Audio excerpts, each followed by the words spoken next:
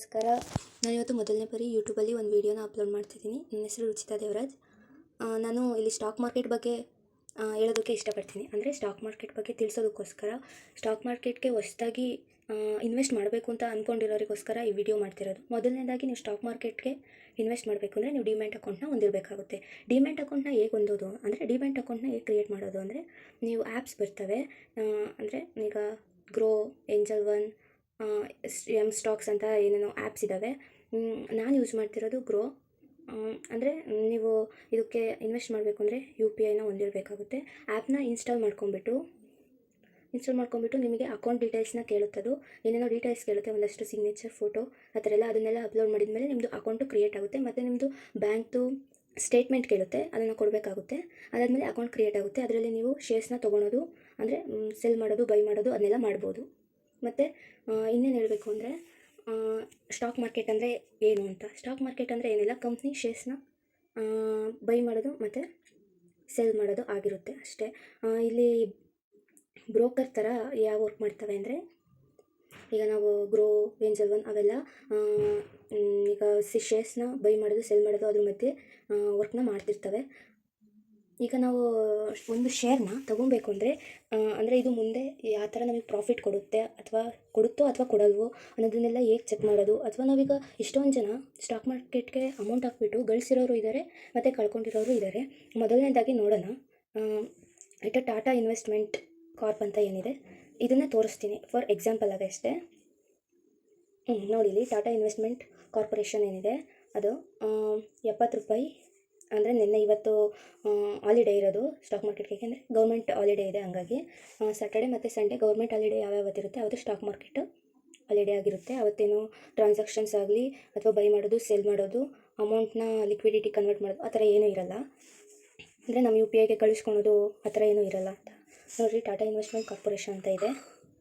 ಇಲ್ಲಿ first daily ಎಷ್ಟಾಗಿತ್ತು ಅಂತ ತೋರಿಸಿದೆ, ಯಾವ ಥರ ಮೂವ್ ಆಗಿದೆ ಅಂತೇಳ್ಬಿಟ್ಟು. ಮತ್ತು ಒಂದು ವಾರದಲ್ಲಿ 137 ರೂಪಾಯಿ ಇಳಿದಿದೆ. ನೋಡಿ, ಇಲ್ಲಿ ತೋರಿಸುತ್ತೆ ಎಲ್ಲಿ ಎಷ್ಟೆಷ್ಟು ಇಳಿದಿದೆ, ಏರಿದೆ ಅಂತೆಲ್ಲ.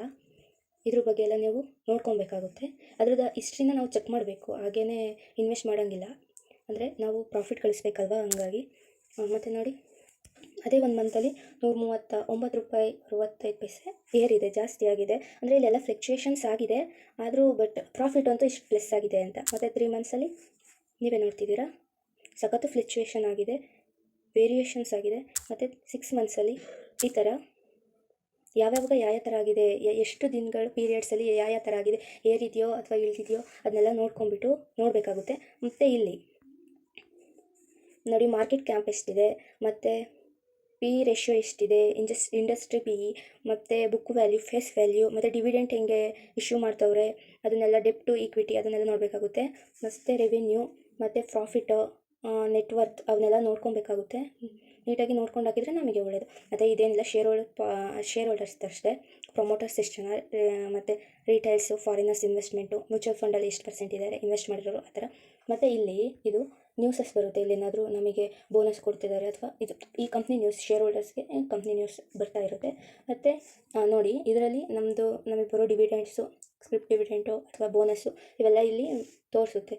ಈ ವರ್ಷ ನೋಡಿರಿ, ಆಗಸ್ಟಲ್ಲಿ ಅನೌನ್ಸ್ಮೆಂಟ್ ಆಗಿದೆ. 1 ಶೇರಿಗೆ 10 ಶೇರ್ ಬೋನಸ್ ಕೊಟ್ಟಿದ್ದಾರೆ.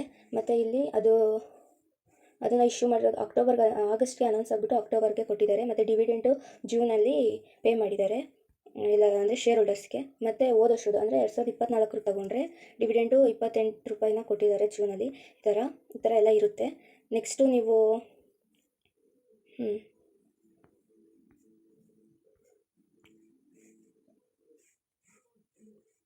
ನಾನು ಡಿಮ್ಯಾಟ್ ಅಕೌಂಟ್ನ ಹೇಗೆ ಕ್ರಿಯೇಟ್ ಮಾಡೋದು ಅಂತೆಲ್ಲ ಹೇಳಿದೆ. ಅದೇ ಡಿಮ್ಯಾಟ್ ಅಕೌಂಟ್ನ ಆ ಥರ ಕ್ರಿಯೇಟ್ ಮಾಡಬೇಕು.